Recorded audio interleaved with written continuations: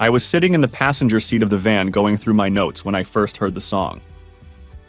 Nick was standing in the back setting up equipment, and I realized he had just turned on the parabolic microphone we used to record conversations over a distance. I wasn't paying much attention, but I could hear the woman talking. "He's so cool." I wasn't sure I heard it right, but it sounded like I did. I wasn't sure what kind of conversation it was because usually Nick would just point the mic in a general direction, setting it up for the conversation we wanted to capture. "Tim, what the hell are you listening to back there, Nick?" I asked, looking over my shoulder into the back of the van. Nick was working on the long lens camera we were using for videotaping and wasn't paying much attention to the sound. "What do you mean, Bobby?" he asked, breaking away from his occupation. "Weren't you listening to that woman?" I asked, grinning as I heard the conversation continuing in the background. "Not really. There's a couple of women sitting at a table in a cafe on the other side of the square, but I wasn't listening to what they were talking about." He looked out the open door of the van in the direction the microphone was pointed. "I swear, when he stuck it in me, I felt it push my tonsils out." I heard a woman's voice as she continued. I had to listen more closely since Nick had just turned on the microphone. I could hear a lot of static and extraneous noise that made it hard for me to make out the words. I knew that before we were ready, he would clean up the signal and adjust the gain so that the conversation we expected to hear would be crystal clear. I work as an investigative reporter for the Washington Defender newspaper, and Nick was my tech guy. He and I have been partners for the past 4 years and have worked well together. At this point, I was awaiting an interview with Senator Nathan Smith. My editor had received an anonymous tip that the senator was meeting his mistress at a hotel, and I was here to talk to him about it. No, I didn't work for one of those rundown gossip sites, but for a newspaper that was known for its honesty, integrity, and objectivity. So, you may ask, why was I here to find out about a senator who may be cheating on his wife? Actually, the illicit affair was of no consequence to me. However, the senator was a member of the Foreign Relations Committee as well as the Senate Appropriations Committee. Both of these positions were very prestigious, and if someone decided to use information about the illicit affair to blackmail him, it could be a real problem. His position in the Senate was not only important in terms of how he could vote or how he could influence his colleagues, but if he was forced to resign, it could also change the balance of power in the Senate. If he loses his seat, there is always the possibility that another party will take it over and thus become one seat closer to regaining the majority they recently lost. If that happens, the future of the country is once again in jeopardy. Another issue that concerned me and my editor was that in Las Vegas, the senator was betting that he would be selected as the vice presidential candidate in next year's presidential election. With that kind of pressure on him, the last thing he and the rest of the country needed was a threat that he would somehow leave his wife. I had known the senator for about 15 years. I wouldn't say we were good friends, but we were more than casual acquaintances. When we first met, he was a newly elected congressman from Nebraska, and I was a young 20-something college student interning at a newspaper. I say at the newspaper, even though the print version made up a very small percentage of our readership. In fact, if it weren't for that small but loyal group of subscribers who demanded it, we would have stopped publishing the print version a few years earlier. The paper had a very loyal base, although not as large as some other publications in Washington. Readers were very loyal because they knew they could get the truth from us without the unnecessary idle chatter that many other news media insistently added to their propaganda. I say propaganda because many of them seem to be in business not to simply report the news, but to present it in a way that incorporated their own political agenda. The driving forces in Washington understood that if something appeared in our publication, it was factual and accurate information. In fact, we didn't print anything without confirmation from one or more absolutely reliable sources. This philosophy has been a hallmark of the newspaper from its founding in the mid-60s to the present day. Our publication was almost mandatory reading for every politician, lawyer, and lobbyist in town. Some of them may not have liked what we published, but every one of them respected what we did. "I can't believe you did something like that, sis." The woman's voice invaded my thoughts again. I really didn't want to listen to their conversation, but for some reason I couldn't stop. I know the extraneous noise and interference made it require more concentration than it should have, but for some reason I couldn't ignore it. I can't believe it either, but it just happened. We were in the house. He was showing us around, and Will went out to the garage to check it out. Gerald and I were in the kitchen, just making small talk. Well, we wanted to have a little fun. But then we heard Will coming back. We pulled away from each other, I heard her say. She mentioned the name Will, and I have a brother-in-law named Will. As Nick started fiddling with the microphone to adjust the clarity of the sound, I suddenly realized I was listening to my sister-in-law Laura, and she was talking to my wife Lynn. So how did it come about that you did get on with this? I heard my wife ask, and she giggled as she asked the question. He took one of his business cards, wrote a phone number on the back and handed it to me, telling me to call him, which I did. Later in the afternoon, we went back to that house and we got down to it. I heard Laura answer my wife. It wasn't? Yes. It was great, said Laura, and I could almost see the smirk on her face as she spoke to Lynn. You're crazy. What are you going to do if Will finds out? Asked Lynn. Will won't find out, and even if he does find out, he loves me enough to forgive me. You're awfully sure of yourself. How many times have you heard the story of a wife cheating on her husband, and he finds out, and the next thing you know, they're already divorced? My wife offered to her sister. I was glad that Lynn was starting to think more logically, although I thought that perhaps she should have been more forceful in pointing out to her sister that she had done something wrong. I was surprised at some points in the conversation. Are you listening to this shit? Said Nick, his words interrupting my thoughts about my wife. Yeah, I'm trying to go through my notes, but I can't believe the crap they're talking about. I said, not wanting Nick to know about my relationship with the two women. You think women talk about that all the time when they're alone? He said, grinning as he spun the dials and brought the conversation into a clearer focus.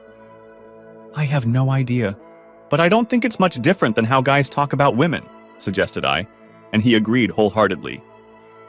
When do you think the senator will show up? He asked, changing the topic of conversation. I don't know exactly, but I gave the porter a nice new picture of Ben Franklin to send me a message when he sees the senator heading for the door. We should have a little advance warning, but I can't tell you when that might be. I know there's a meeting this morning, and I don't think he's going to miss it, so it probably won't be soon. I replied, going back to thinking about my reason for being here.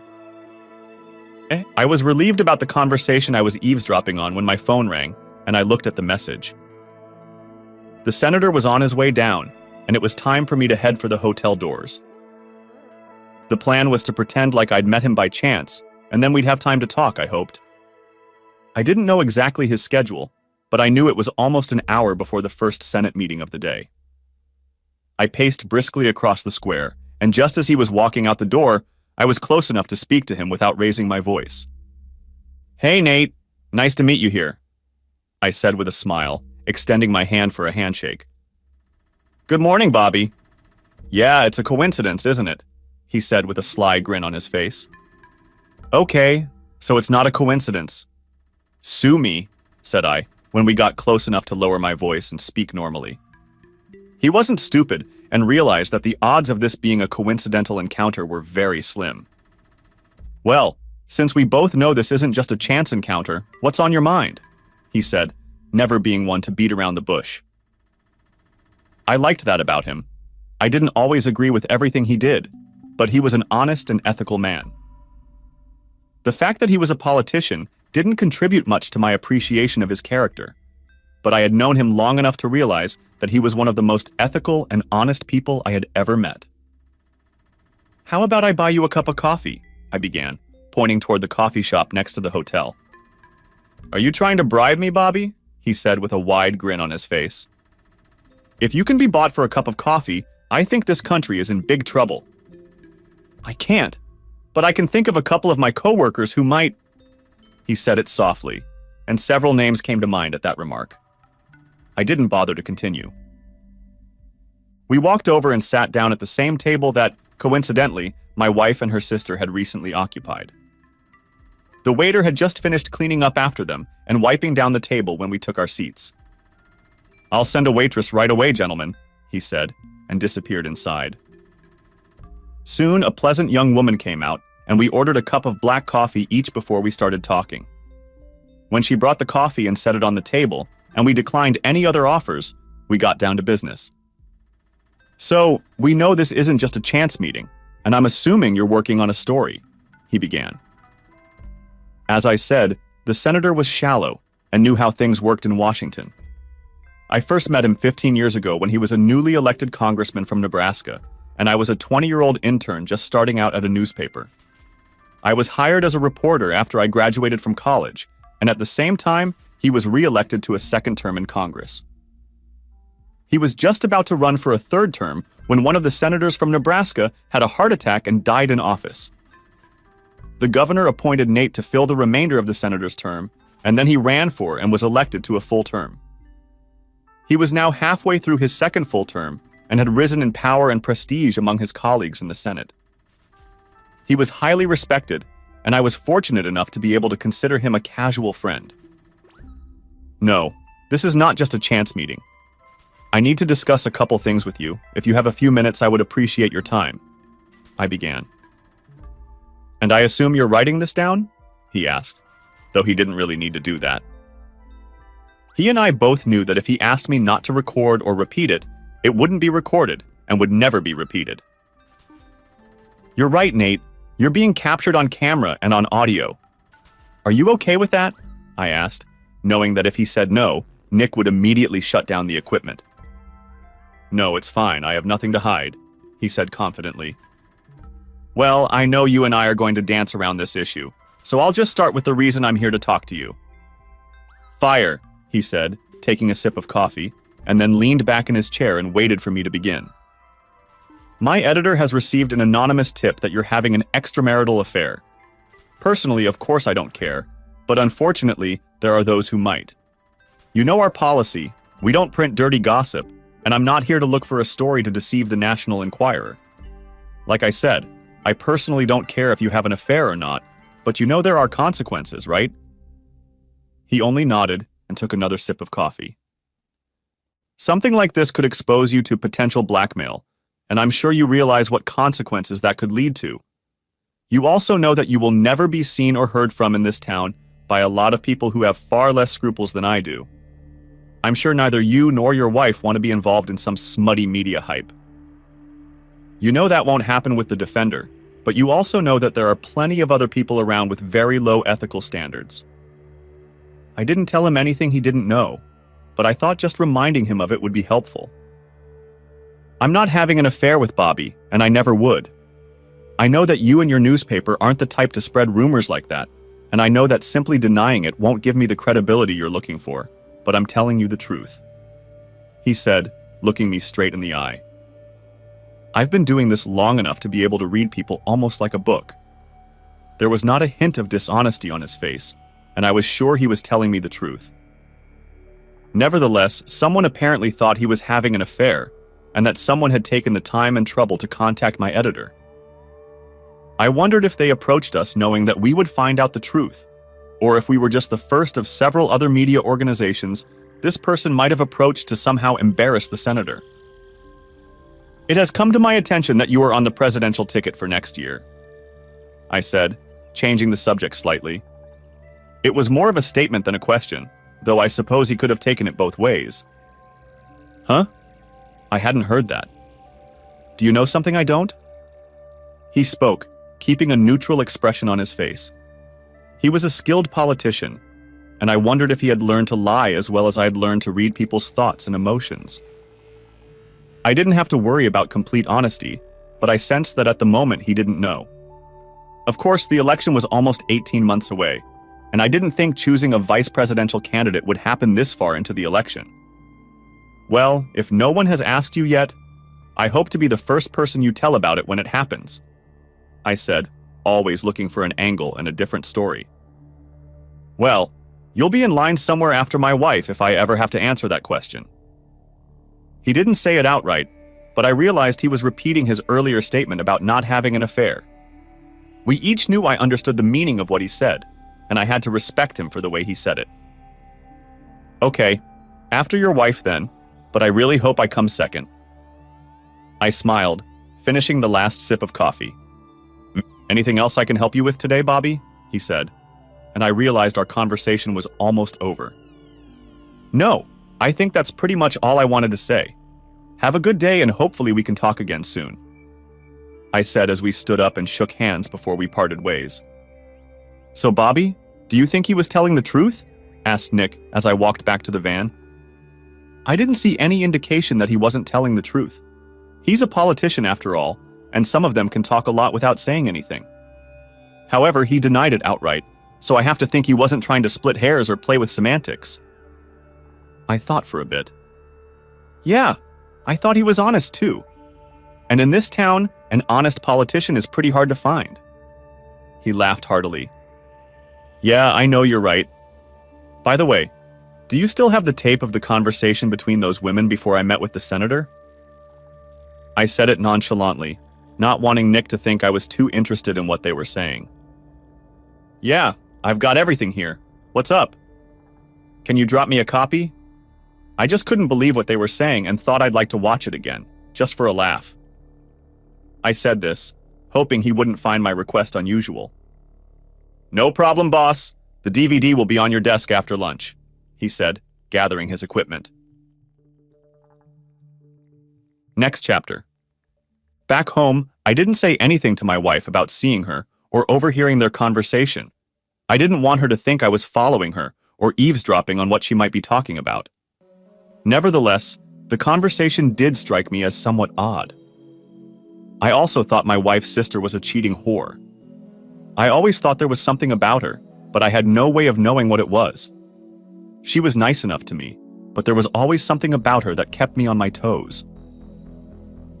Lynn and I socialized regularly with her sister and her sister's husband, Will. They were nice people, and other than a tickle in the back of my mind about her sister, I couldn't find anything I didn't like about them. Sometimes we played golf with Will, sometimes we went to a ball game together or drank beer after work, but we didn't usually revolve in the same social circles. I wondered if I should let him know what Laura had done, but then I thought about how it might affect him and their marriage. I knew they were looking for a house, and Lynn had told me that although they didn't have any definite plans yet, they were starting to think about children. I wondered if I said anything to Will, how it would change their plans and whether or not it would be fair to him. Laura had said that he loved her enough to forgive her, and maybe that was the case. I decided it wasn't worth saying anything since I didn't know the whole situation. When I got home, Lynn looked normal, and it was business as usual. She didn't have a full-time job, but she volunteered periodically at several non-profit organizations in the area. We had been married for almost 10 years, and for the first 5 years she worked. But after a while, she decided that I was making enough money and that she would rather do volunteer work than work 9 to 5 and toil in an office where she felt the internal politics were a distraction from what could be an enjoyable experience for all the employees. I listened to some of her complaints at the time, but it had been long enough since she had worked in that environment that I didn't think what was going on at the time could affect her now. For the next few days, life went on as normal, but then everything changed. On Tuesday, I came home from work as usual, and as usual, Lynn was in the kitchen making dinner. The first thing I noticed was that she was wearing a nice blouse and a short skirt. I knew she went to one of the non-profit offices where she volunteered and might have worn that, but she usually changed her clothes by the time she got home, not wanting to ruin her nice clothes if she spilled something in the kitchen while making dinner. She hummed and used perfume, which was another difference from her usual lifestyle. When I went over to kiss her on the cheek as I usually did when I got home, she turned to face me and our lips met. She kissed me hard, but when I looked at her face to gauge her reaction, she wasn't looking me in the eye. She took a few steps back, and as we talked, I saw that although she was trying to look at me, she wasn't actually looking at my eyes or face, but over my shoulder. I had known her long enough to know that she felt guilty about something, and the conversation from a few days earlier had clued me into exactly what her guilt was. I knew she did, even though at the time she was trying to explain to her sister how wrong she was for doing what she did. Apparently, she either thought about it enough to change her mind, or her sister kept working on her and convinced her that the reward would be worth any possible consequences. I wasn't sure what those consequences might be, but it hurt that she hadn't found enough here at home with me, that she needed to go out and experience something with another guy. Thinking about it, I realized that our lives had become more complacent and comfortable than when we first met. I glanced over at the stove and saw that she was cooking some of my favorite dishes, and I wondered if that was part of her guilt. I had taken enough psychology courses in college, and 15 years as a reporter had taught me enough about body language and what to look for to know exactly what was going on in a person's head. I realized that she was trying to get rid of her remorse, and the fact that she was feeling guilty made me realize that she still had feelings for me. I tried not to let it bother me, but it still did. I went into the living room and sat down to watch the evening news while Lynn finished dinner, and then sat down with her when she called me to the table. We made small talk as usual. I wasn't going to get confrontational with her, and she didn't seem eager to confess, so things fell into a routine, although I felt some tension as we ate. I knew I'd always loved Lynn, but now, as I reflected on my life with her, I began to think about other things. Sure, she had broken our wedding vows, and that bothered me, but not as much as I would have thought before something like that happened. I kept remembering the one that said she would leave everyone else behind, and I know she didn't. But as I went through the other vows in my mind, I got to the last one and thought about it. You know, the one that says, as long as we're both alive. We've been together for almost 12 years now, including 2 years before we got married, and almost 10 years after. I didn't think about it at the time, because we were young. But now the thought of us spending another 40 or 50 years together seems a lot longer than I used to think. In fact, I hadn't even considered it until now. Sure, we had a comfortable life, and maybe even too comfortable.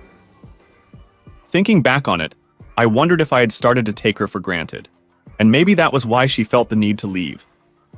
Maybe we had each become too content with our lives, and she was the first of the two of us to decide she needed a change. I immediately dismissed the thought, because I personally have never had the desire to give in to any temptation I have ever encountered. I had met many women in my line of work. Some of them were my colleagues at the newspaper, and others I socialized with in the line of duty. I was given many opportunities, but I never once seriously considered taking advantage of any opportunity I was ever given by a woman. I was proud of this, but now I had to reflect on the fact that perhaps my personal ethics were flawed. As I tried to analyze all of my feelings, I realized that I wasn't really as angry as I probably should have been. In some ways, I was more angry at myself than at my wife. I never thought she might cheat, nor had I given it much thought. But in a more general sense, I had always thought that men whose wives cheated on them were partly to blame themselves. I always wondered how someone could say they felt something strange was going on, but not take any steps to stop it before it happened. It was as if they allowed the woman to form an intention without any consequences, but only reacted after the action was taken. I always thought I should be more proactive. If I had just thought my marriage might be in danger, I would have done something to prevent the threat long before it turned into action. Obviously, I fell into the same trap as other men I thought were powerless. I assumed that what Lynn had told her sister a few days earlier in their conversation was true, and didn't look into it further, and perhaps if I had, things might have been different. Next chapter. The next morning I showered and dressed, then went downstairs to find Lynn making breakfast. She seemed to be in a good mood. We ate together sometimes, but we usually went in different directions, and we didn't always have time. I wondered if she was still trying to make amends, but I couldn't judge that from her actions today. I wondered for a moment if she seemed to be making amends to me for any injustice she might have felt about her action, or perhaps she had concluded that since I didn't know, there would be no consequences for her actions. I didn't know what I had decided, but although I was disappointed, I wasn't going to confront her or do anything to change our relationship. I had a few things to do today, and while I tried to minimize Lynn's act, they needed to be done. Nick gave me a copy of the conversation we'd overheard a few days ago, and I popped the DVD into my computer and plugged in my headphones to listen to it in private. I wasn't really surprised by what I heard, although I listened more carefully to get more information. I was sure I had memorized everything, but I just needed to make sure. After listening to the conversation again, I put the disc back in the envelope Nick had given me and closed it in my desk drawer. I had business to run, but I didn't think I'd be gone long. I didn't have my own secretary, but we had a woman who looked after the office, and I informed her that I would be out of the office for probably an hour, but that I would be back soon. After that, I walked across the street to the subway station and took a short ride to the clinic. The thought that Lynn might have brought home some kind of venereal disease from Mr. Bastard gnawed at me, at least figuratively, and I really hoped not literally. I took the tests and was assured that the results would be ready in 2 or 3 days. I don't know why, but I was sure everything was fine. But then again, you never know. I also realized that until I knew, I would have to stay away from my wife. "Hey, Will, how are you doing?" I started the conversation when my brother-in-law answered the phone. "About as good as you'd expect. Nothing changes," he said, though his voice didn't sound as steady as it might have sounded. "Anything new on the housing front?" I figured I could get to the reason for my call, though he didn't know it. He and Laura had been looking at houses, and Lynn told me they were thinking of finding one and then starting their own family. They'd been living in an apartment for the last 4 years, and they'd each decided it was time to get something bigger and start accumulating equity. Nothing so far. We look at the house and sometimes it has a few good features, but mostly there's more negatives than positives. He began in response to my question. "Huh? I thought Lynn said the last house you looked at made an impression on you." I said my wife hadn't said anything of the sort, but I figured I'd lead him down the path I expected him to take. "Really? It had a few pluses, but like I said, there were also a lot of minuses. The garage is small, the yard too. I'd have to drive at least 8 more miles, and the taxes. My God, you can't believe how expensive taxes are," he said in despair. "Welcome to Washington, D.C." I laughed. Life here was a shock to those who had never experienced it before. "I guess we just have to keep looking. I know we'll find something sooner or later, but I just wish these agents would get it into their heads to show me what I want to see. I tell them what I'm looking for, state my price range, and the first thing they do is show me houses that are $50,000 over my upper limit. Then they try to twist my arms and tell me that this house has almost everything I want and that if I don't buy it, someone else will." Will lamented all the downsides of looking for a house.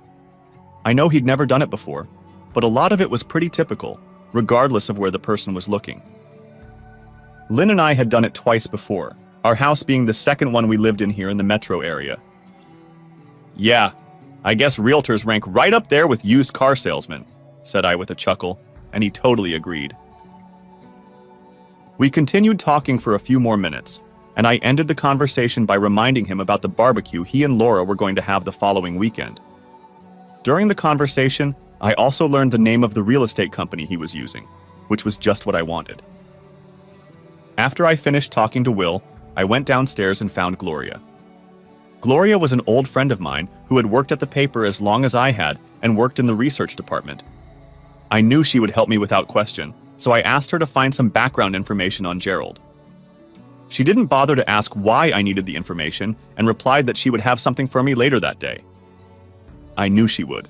Gloria was good at her job, so I left the research in her capable hands and returned to my office. I spent the rest of the morning doing the mundane things a reporter has to do.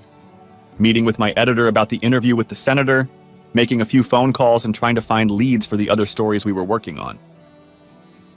Just after 2 hours, I got a memo from Gloria. It was a small folder of information.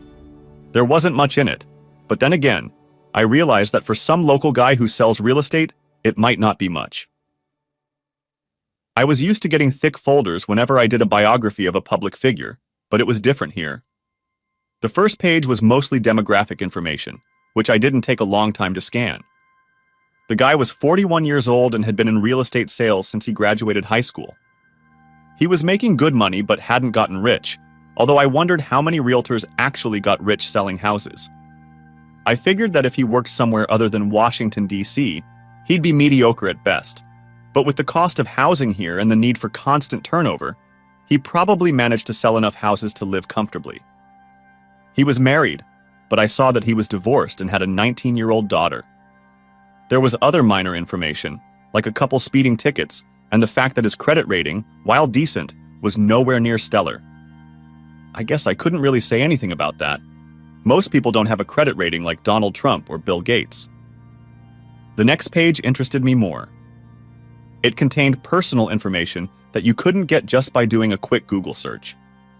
I knew that Gloria and her staff had made several phone calls and talked to various people who knew this guy, and this was relevant information straight from first-hand experience. I learned that he had been a player, cheating on his wife for almost as long as they had been married. Apparently, she had caught him doing it several times, and each time he promised it would be the last, but never did.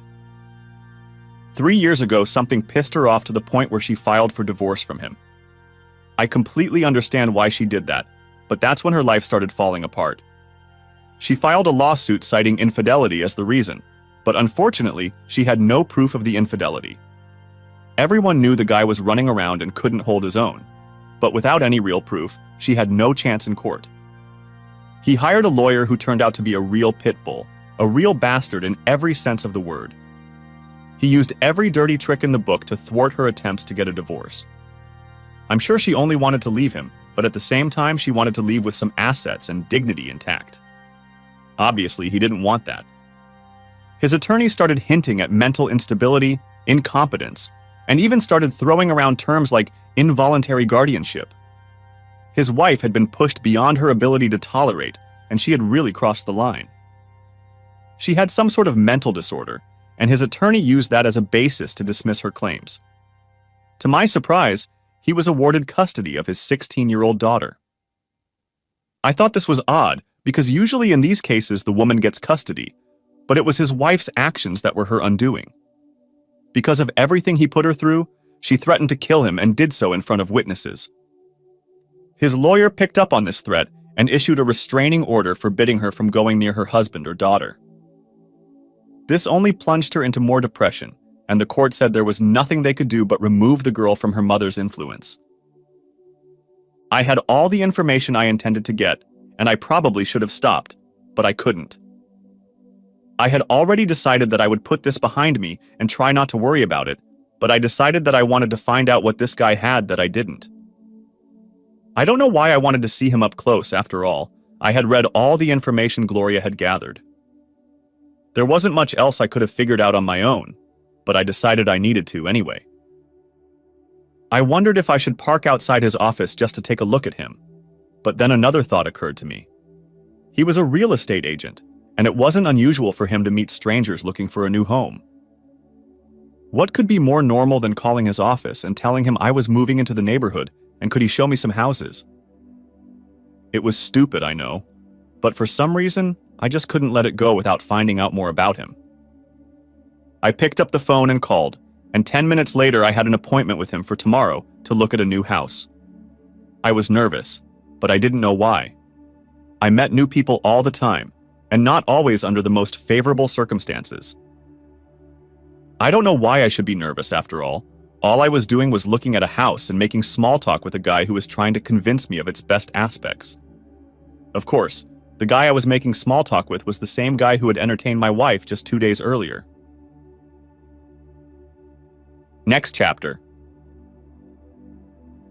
I drove up and parked at the address Gerald had given me on the phone yesterday. He asked me to meet him at his house, which I thought was odd, but it had been a while since I had looked for a new home. I went to the door and rang the bell, assuming he would be waiting for me there. Instead, the door was opened by a young girl who I realized was his daughter. I was completely shocked. She looked like an attractive young woman, and from my research I knew she was 19, but she actually looked closer to 14. She had blonde hair with pigtails on each side and hairpins at her temples. She was wearing a voluminous t-shirt and a skirt that came down at least 6 inches below her knees. She was wearing gym socks and high-top tennis shoes, and while you could tell from her face that she was 14, her clothes were more appropriate for someone 12 years old. "Why can't you bastards just go away and leave me alone?" Those were the first words out of her mouth when she opened the door after I rang the bell. "Excuse me?" I asked, completely shocked by her outburst. "You, your friends, and my dad spend all your time drinking and spoiling. Why can't you just stay away?" She clarified, though it was probably more clear to her than it was to me. I thought back to my research and how his red nose was indicative of too many liquid lunches. I knew he considered himself a ladies' man, and perhaps he and many of his friends led that lifestyle. I guessed that his daughter was upset by this. Perhaps the fact that he had chased her mother away had somehow affected her attitude.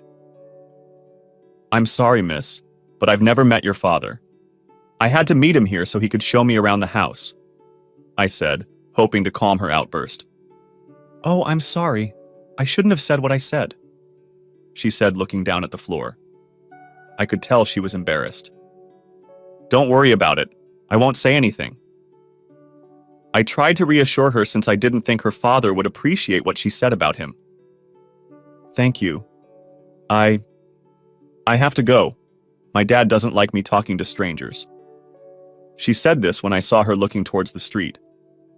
I saw a car approaching and assumed it might be her father, and as she said that she didn't want to be seen talking to me if it might upset her father. "It was nice to meet you, miss," I said, just before she closed the door, and I heard it close behind her. The car stopped behind mine and he got out of it. He looked almost exactly like the picture I'd seen, although the hairline had shrunk a bit and his nose was definitely redder. I guess the picture Gloria was able to send me was from a few years ago, but he was easily recognizable now. "Good morning, I'm Jerry Symington. How do you do?" he began, extending his hand. Approaching me. "I'm Bob. We spoke yesterday," said I, introducing myself. We shook hands, he motioned for me to get in his car, and we headed towards the house he was going to show me. "So what brings you to DC?" he asked, since I had mentioned in our conversation yesterday that I was being transferred to this city. "My company is expanding, and I'll be heading up a new group. It's a promotion of sorts for me, and being here at the company headquarters has a certain symbolic significance." "So what do you do?" he asked, apparently talking to a lot of people, and he seemed eager to talk. "I'm a forensic accountant. Our company contracts with the IRS to investigate possible fraud. There are a lot of numbers involved, and a lot of people will find it boring, but I really enjoy it," I explained. "The IRS? You think you can pull some kind of string for me?" he said with a chuckle. "Not really. We work mostly with corporate clients, so I don't mess with individuals. The IRS doesn't have enough people to do in-depth investigations like we do, so they contract with us, but for the most part, all I see are numbers. Half the time, I don't even know who works at the companies we investigate." I was building my story. I just wanted it to sound plausible. "So you said yesterday you were looking for a 4-bedroom apartment?" he asked, changing the subject. "Yeah, I think that's necessary. It's just me, my wife, and 2 daughters. They're old enough now that they don't like sharing a bedroom, so I think we need a room for each of them, and then we'll have an office that my wife and I can share, so I think a 4-bedroom house is almost a necessity." "2 daughters? How old are they?" he asked. "They're 8 and 10. Olivia is 10 and Emily is 8, and they're already starting to show independence," I explained as we continued to talk. "I have a daughter of my own, but she's a little older. But I remember going through that period, and you really have to be tough to make sure they don't go down the wrong path. You have to sit on them, because it's very easy to fall under bad influences these days." He spoke as if he was an expert and was warning me of the dangers I would face raising my own children. "Is it really that bad in Washington?" I asked. "Well, it's no worse here than anywhere else, but you just have to be very careful. You have to keep an eye on them all the time because they can go bad so easily. With my daughter, we didn't let her make friends we didn't know beforehand. Furthermore, we pulled her out of public school, and my wife homeschooled her for several years." I didn't know all this from the research, but then again, I hadn't given Gloria much time to look too deeply. "Well, we have no chance of homeschooling here. My wife works as a high school principal in Denver, so she's a firm believer in the public school system. We both know it has a lot of problems, and even now she's about to take a job as a lobbyist for a company that promotes education reform. But I think it would be somewhat hypocritical of her not to let our kids attend public school. You have to do what you have to do. In our case, I think it worked. but other people may have a different experience. I think he was trying to cover himself and not annoy me, hoping he wouldn't alienate me so much that I wouldn't be interested in buying a house from him. "So, your wife taught your daughter?" I asked. I wondered what he had to say about her. "She was good at it for a while, but we're separated now." He explained, and I didn't pursue this conversation further, even though I knew he had basically driven her to a mental breakdown. We pulled up to the house he was going to show me. It was a beautiful, spacious ranch-style house. We went inside and looked around the whole structure. It really did look very nice. I tried to make all the right noises at all the right times. I didn't really want to mess with it, but I didn't want him to think I wasn't interested in the house. My wife and I watched a video tour of the house online, and we really liked it. Seeing it in person is sometimes a little different, but I think I like it. I'm not sure I'm ready to make a commitment, and of course my wife has to see him in person. But I think he has promise. I said this as we finished looking around the house. "So when do you think you and your wife can come back?" he asked. "Right. She should be arriving next week to sort out all the personnel issues that will be required for her new position. I think we could arrange to meet when she's in town, and the two of us could look into it. How does that sound?" "It sounds good to me. Let me look on my calendar and we'll see if we can work something out." I made an appointment for 11 o'clock the following Friday to stay in character, and he drove me to his house so I could pick up my car. It was an interesting morning, and I learned a lot more about him than I knew before. I still wasn't sure what my wife found in him, other than the huge tool he kept in his pants. But maybe she had a different impression than I did. Next chapter.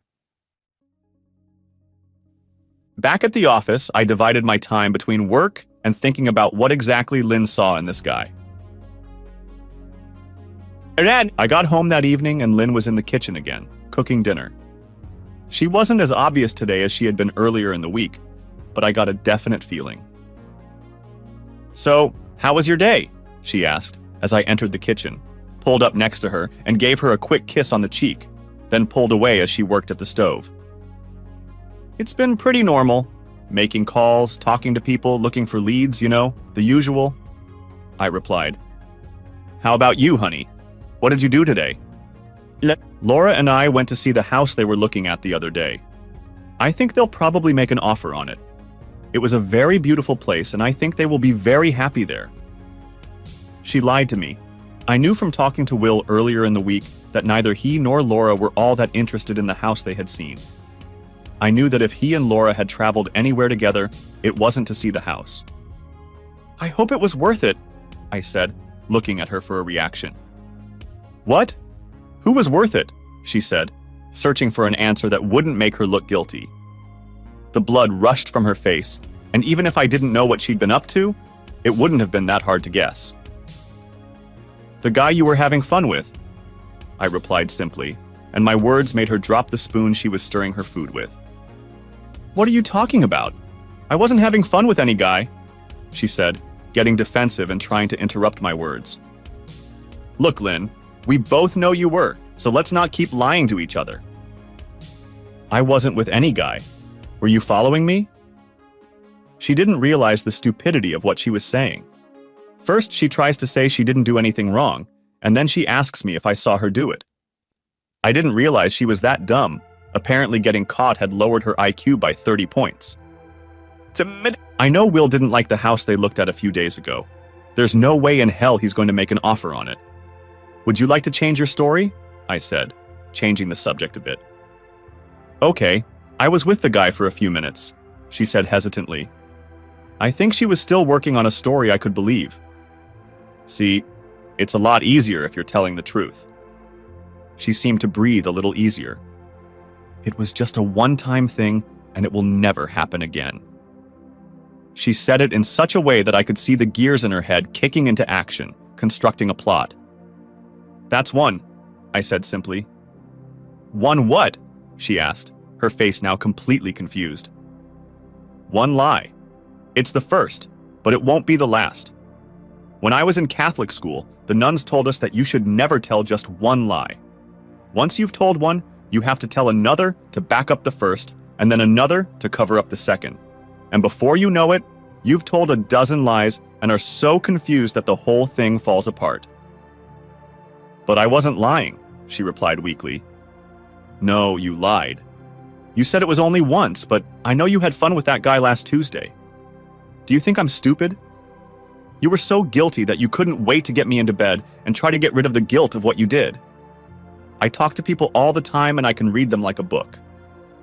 "You knew about this? And you didn't say anything?" she asked incredulously. "Of course I knew about it. And I didn't say anything because I figured it was a one-time thing.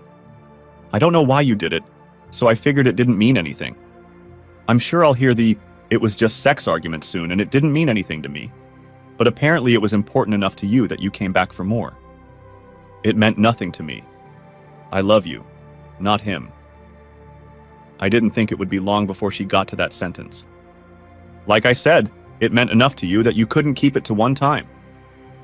"So is this going to be a regular occurrence from now on?" I asked, not knowing what she might be thinking. My original plan to just ignore it and move on had changed considerably. "No, it won't happen again. I only love you and I don't want stupidity like this to come between us." She said this, and I saw tears appear in the corners of her eyes. I wasn't sure if she was truly sorry or if she thought she had given up the life she led just for the chance to experience new things. "What do you want to happen, Lynn?"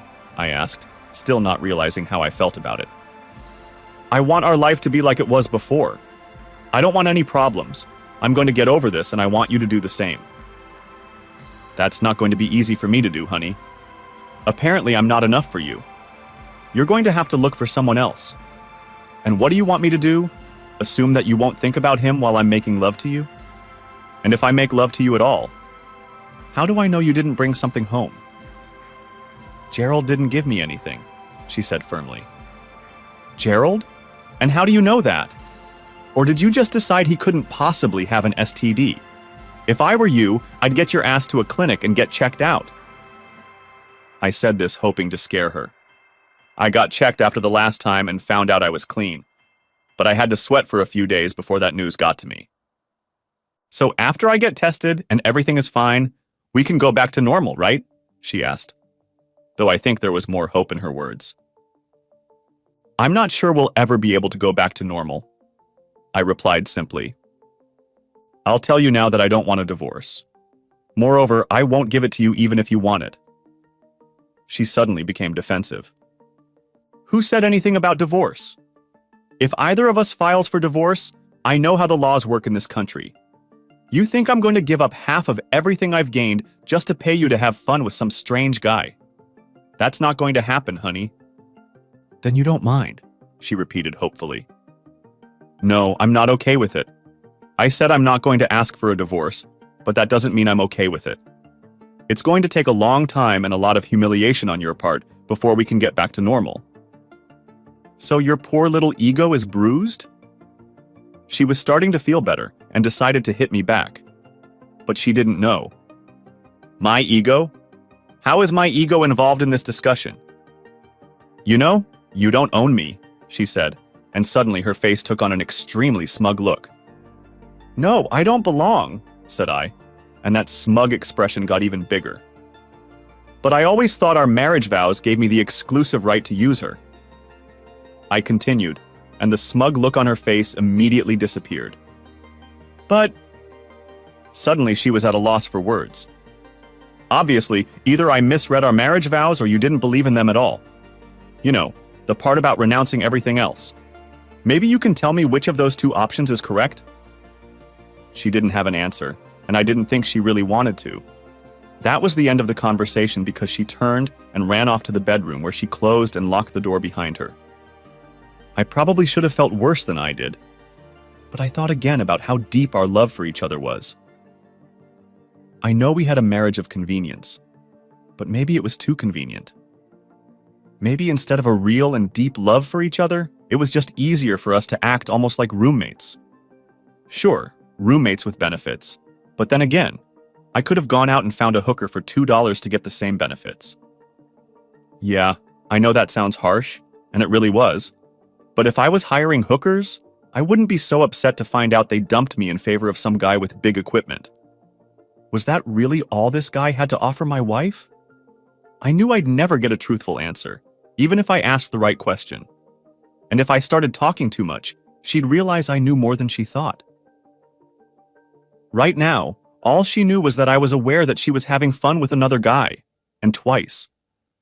I wasn't sure what I was going to do, but now my initial thought of putting it all behind me and moving on with my life came to naught as soon as I got home and discovered that she had taken a second bite out of Gerald's banana. Next chapter. Things were pretty cold at home that weekend. I didn't feel the need to discuss anything with Lynn, and she felt the same way. We tried to be polite to each other around the house, but there wasn't really much to talk about, and all weekend the tension was pretty intense. I was glad to be back at work on Monday morning, even though I sometimes preferred to be at home rather than in the office. However, I had a lot on my mind this week, and sitting at home trying to figure out my future didn't get me very far. I spent half a day trying to figure out my plan. It wasn't easy, but after a while I came to what I thought was the best solution. I knew it was wrong, and that I was violating many of my moral and ethical standards, but I decided it was time to take the initiative. Yes, I know I should have taken the initiative 2 weeks ago, but again, things happened pretty quickly. The first thing I did was call Gerald and confirm our meeting for the following Friday. I told him that my wife would be in town, and the two of us would enjoy looking at the house. He seemed very enthusiastic upon hearing this and said he would be happy to show us around and answer any questions. That was the first step in my plan. The next step was financial. I was leaving town and knew I would need funds to carry out my plans. The first thing I did was talk to the CFO of our company, Jonathan Scott. John was an old friend of mine, and I knew he would likely look favorably on my plans. He was in a tight spot himself after his divorce, and once I explained the situation to him, he was able to work with me. When I first started with the company, as compensation I was given some stock options that were privately owned, which made the job a little easier. I knew that the SEC had various rules and regulations, but when Jonathan sorted out some accounting issues, it turned out that my options had expired without being exercised. This was actually not true. A clause had been added to the contract stating that the options reverted to the company if they were not exercised within a certain period of time. But the value of those options was transferred to an account I had opened in the Caymans.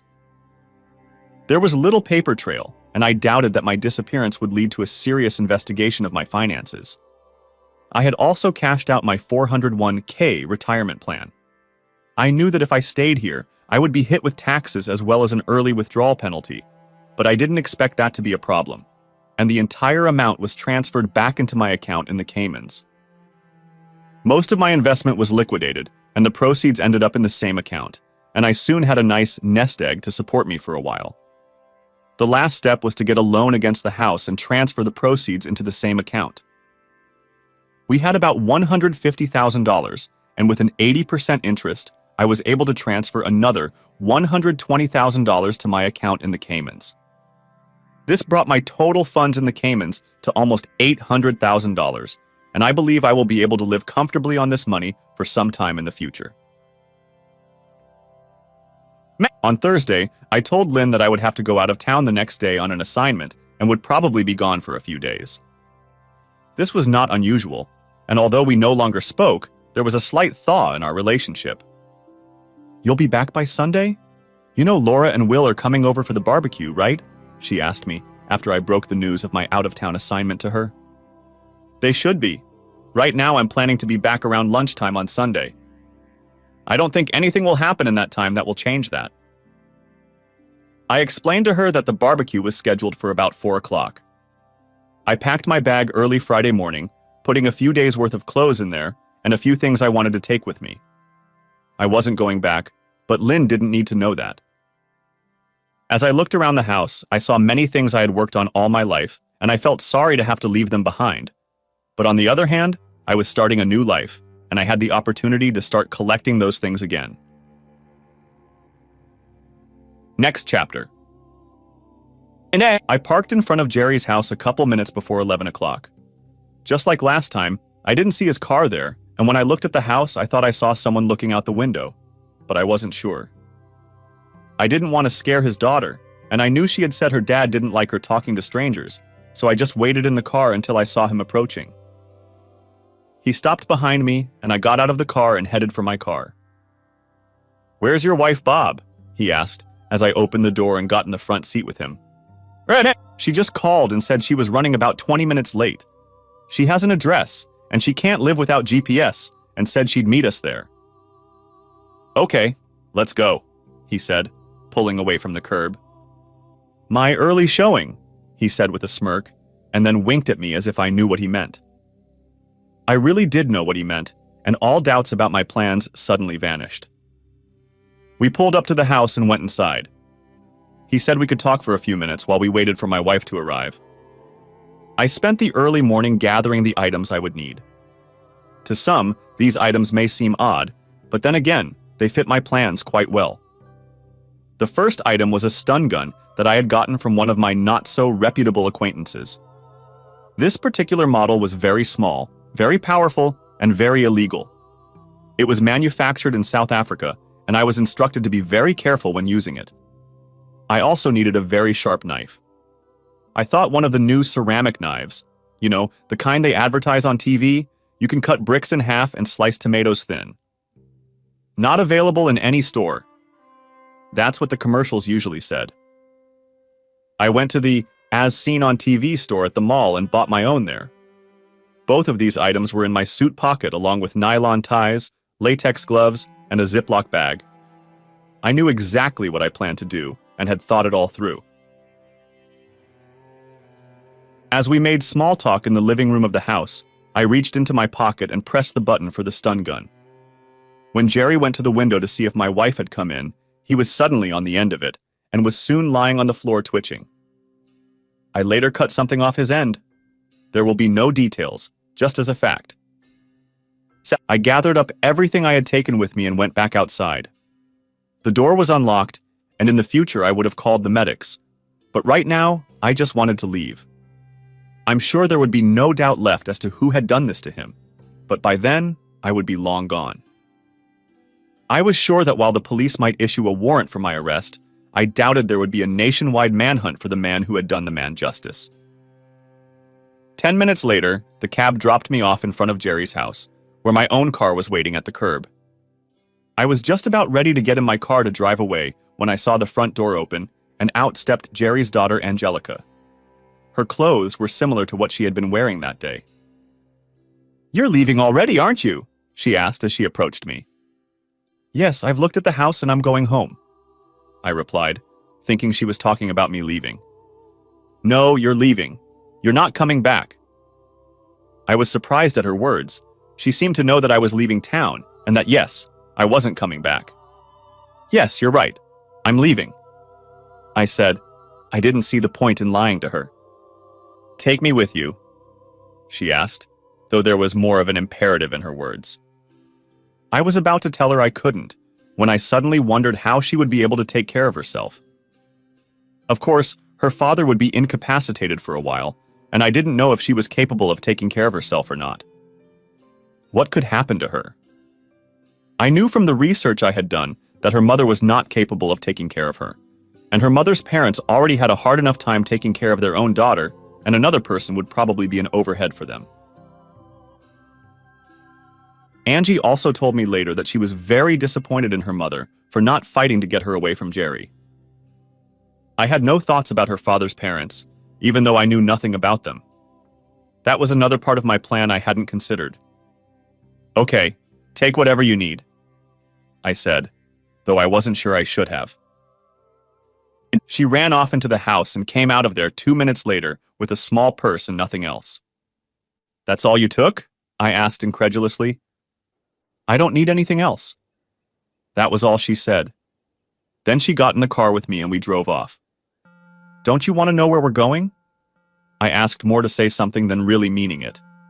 I knew where I was going, but the fact that I was taking someone with me was never part of my plans. In fact, I had no idea what I was going to do with this girl. She was in the car with me now, and we were heading to the airport. "I'm leaving this house and coming with you. That's all I need to know." She didn't seem sad or just a little curious. It seemed strange to me, but I didn't know anything about her at the time. Before heading to the airport, I had one more stop to make. I went into a FedEx store and asked the clerk for a small box. I wrote a short note to Will beforehand and folded it and put it in the bag along with a DVD of Lynn and her sister at the coffee shop. Will, ask yourself why these two are so upset. Don't limit yourself to the obvious. Also ask yourself why they seem so familiar with the subject.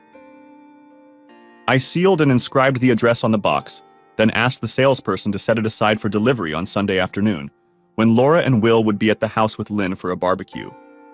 She assured me that the box would be delivered as instructed. We drove to the airport and I parked in the long-term parking lot before we took the shuttle to the terminal.